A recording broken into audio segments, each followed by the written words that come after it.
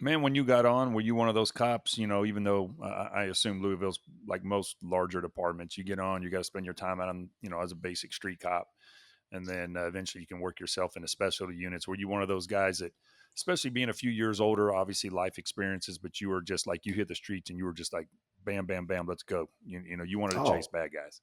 oh yeah, man. I would have paid to go to work when we first started. I mean, you just didn't want to go home. It was car chases, foot chases, fights all the time, and it was like living Hmm. a cops or live PD episode every day. And so I was on late watch for the first 5 years, and probably the first three, we had a pretty tight core, and then guys started going to different units and stuff, and it just wasn't the same. So I started looking for other units to go to, and in 2005, I went to what's called a flex unit, and it's basically a division level narcotics type unit that was also available for prostitution details or carjacking details, stuff like that. I did that until 2009 when I got promoted to sergeant, and I went back to late watch for a year, and that about killed me, man. I was older by this time. I've been off of it for a while, so I only did that for a year, and then I went to our division detective's office for about a year and a half, and couldn't stand it. I mean, I like the guys, but the suit and tie thing wasn't me.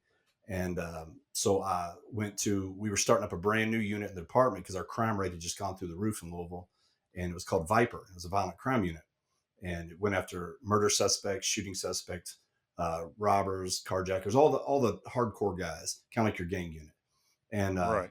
I did that for about 3.5 years. And then I went to our major narcotics division, which is where I was up until the time that the Breonna Taylor case. You guys were helping out, multiple search warrants going on. You guys have the residence of Brianna Taylor. Right. So I'll take you back just a little bit. This was like a 2.5, 3 month investigation that had been going on, and they had Okay. poll cams up, trackers, pings on phones. They were doing it right.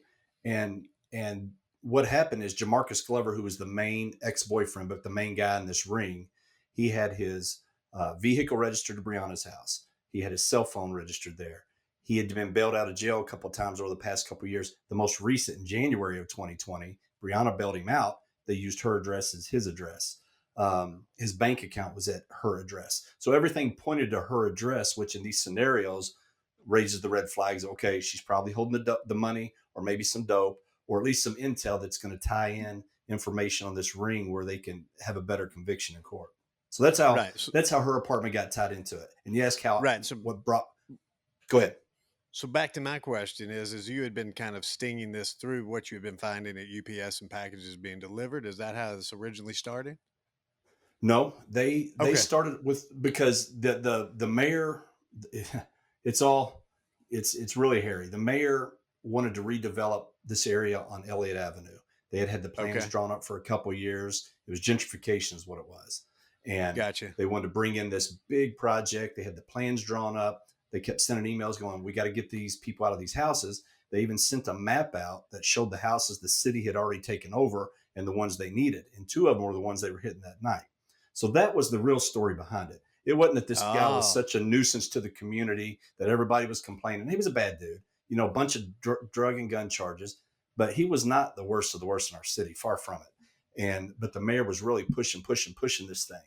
And we, as the police department, you have no idea why. You just follow commands. It goes to your major, down to your lieutenant, to your sergeant, to you, and they're going, okay, we'll hit this area. Okay, here's the complaint I have in hand. This is where I'm going, and that's what they were doing. Now they did have packages of him going to Brianna's house. They've got pictures of him going in with nothing, coming out with packages. But again, when they ran that through postal, nothing came back in his name. okay. Gotcha. Right. That's where I was getting confused. The UPS thing, man. All Oh, right. Thanks for yeah. clarifying that. Hey, Sean, you know what fathers love doing? Um, I got a whole list of things I like doing as a father. Yeah, well, I'll tell you what a lot of fathers like. They like peace and quiet. And one of the places they could get some peace, and it's not so quiet, is mowing the lawn. Yes, mowing the lawn, whether it be the yard out in front or behind the house or the one below on the body Right. or on the backside of the body. Right. Or any of those places. But if you're going to mow the lawn, what do you need? You need a lawnmower, the Well, new lawnmower 4.0. 4.0, it's a big one. They sent us some of these. We tried it out. Not on each other. We've done it in the own We, privacy of our we, home. we did try it out on each other, but we're not going to tell everybody that. And man, these are awesome. No, they're fantastic. Listen, I have my entire adult life, I have been a fan of body maintenance, I guess would be the term to use. Hygiene. Body hair maintenance, hygiene. Exactly. It's for a hygiene thing. And I've gone through different things through the years. And this Manscaped 4.0, the lawnmower 4.0, I'm sorry, that was sent out to us. It's a great little box. Came with all kinds of stuff, man. You got the 4.0 in there. You got a little nose trimmer. You got a pair of underwear. Yeah, and you've got that ball deodorant. Oh, You got excuse me, you have that no square deodorant. yes, the no. Yeah. So it's a hell of a kit that they send out. And listen, for all our listeners out there, whether you are a man yourself and you're looking for something to keep the body looking trimmed up, you yourself have a father, the young, the wives that are out there and so forth, get on manscaped.com, get yourself the kit, get it sent out to the house. And keep your man and your daddy Wow. Anyways, whether you got it, trimmed. yeah, whether you're using your dad or your daddy, Keep them trimmed. keep them trimmed, and you can use code STICKS on there as well. STICKS, manscaped.com. Yes. So there's 5 search warrants that are being run. Your team's running one at the apartment of Brianna. Mm-hmm. And what time of night is this? 12:40 when we hit the door. 12:40 a.m. Yeah. Okay. So you guys had a early night morning, service. early morning of Friday the 13th, full moon out. It was great. Wow. And ironically, I know this is, we're not supposed to date the date we're doing this podcast, but we are actually doing this thing here on Saturday the 14th. So it's 2 years ago, right? Yep. No, 2 3 years years and ago. 2 months. 2 years and No, 2 months. It is 2 years ago. Yeah, 2 years ago. Yeah. So that's another right there. Or 3 months. No. Okay. So your team at 12:40 a.m. Obviously, a lot of talk, still a continuing talk about no knocks and all this type of stuff. and I know that you guys, despite having a no knock warrant, did knock and announce your presence. Correct.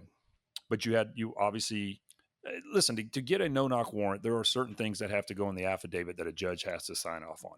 To get a night service warrant, which you guys obviously were doing, there are certain things that have to go in the warrant that a judge themselves has to sign on. An officer just doesn't get to fill out an affidavit and go, "Hey, we want to go hit Howard Doss's house at 2 a.m. without knocking on the door," and the judge just signs it. There's a lot of other things that have to go in there. So if you guys are running 5 warrants this time of night, obviously every affidavit for every residence had all of these specific things in them, correct?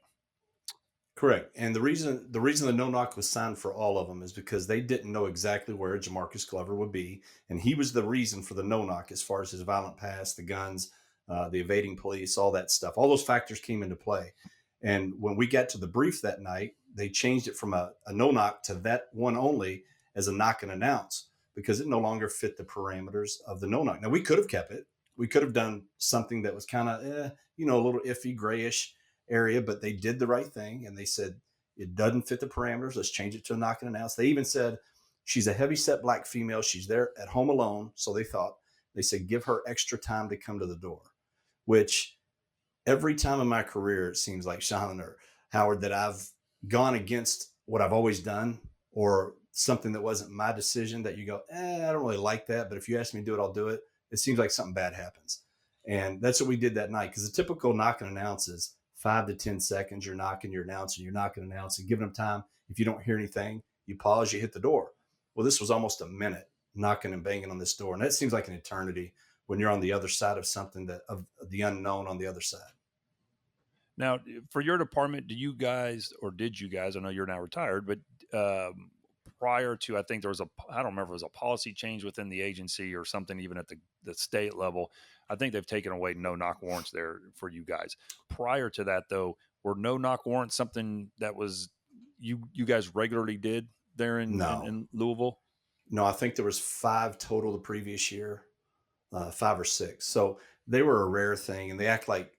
And the thing that ticks me off the most, because like I'm a Rand Paul guy, and what he just did the other day was great. I thought blocking that $40 billion stimulus package going to Ukraine. But one of the things he did, because, he's a libertarian, that he wants less police in your lives or less government. We all do. Nobody wants a government in your life. But when you got bad guys that are problematic to the community, somebody's got to step in. And, when he got his jaw broke or whatever he got by that guy that hit him, his neighbor, he wanted the police to step in. But he used this as a platform And he actually called it the Justice for Breonna Taylor Act. And I'm sitting at home going, you've got to be kidding me. This is a guy I supported and voted for, and he's totally twisting the narrative of this because it wasn't a no knock. And it had already been told at this time that it wasn't a no knock. Yet, he still capitalized that on to pass a bill and to push it through. And in the state, they can't. I think there's still some exigent circumstances, maybe like homicide suspect or kidnapping, that they can do it. But yeah, it's very narrow now, and nobody will even apply for it.